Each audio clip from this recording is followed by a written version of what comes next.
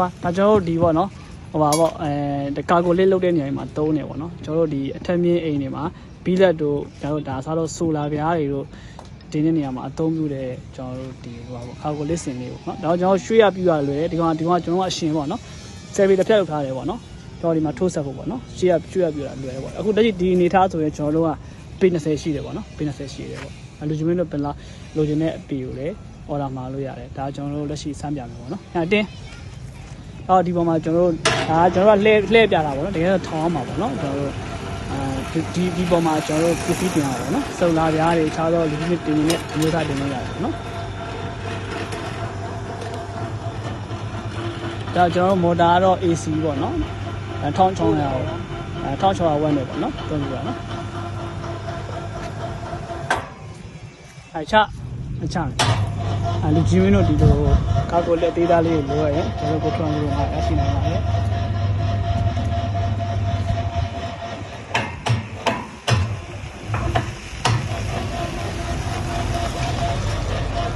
ဒါကျွန်တော်တို့စမ်းတက်ပြီးပြင်တာပေါ့နော်ဘယ်ရတန်အနေထားပေါ့နော်နောက်တစ်ခါလောက်လို့ပေါ့ကျွန်တော်ဒီကောင်းဆို kg အနေနဲ့ဆိုရင်kg 900လောက်เนาะဒီတင်ဆောင်မှာဖြစ်ပါတယ်เนาะ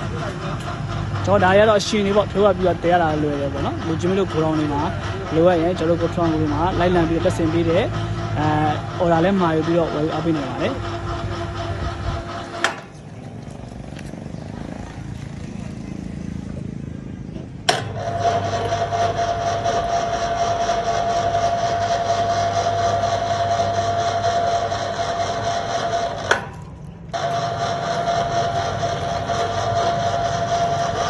ကျွန်တော်တို့ဆက်ရုံတဲ့ပေါ့နော်ဒါတော့ကွန်ပျူတာတင်ဖို့အတွက်လိုရရင်ကျွန်တော်ကိုထွန်းမှုမှာစစ်ခင်ရင်းနှီးဆိုတာစတဲ့မျိုးဝင်အပ်ပေးနေပါတယ်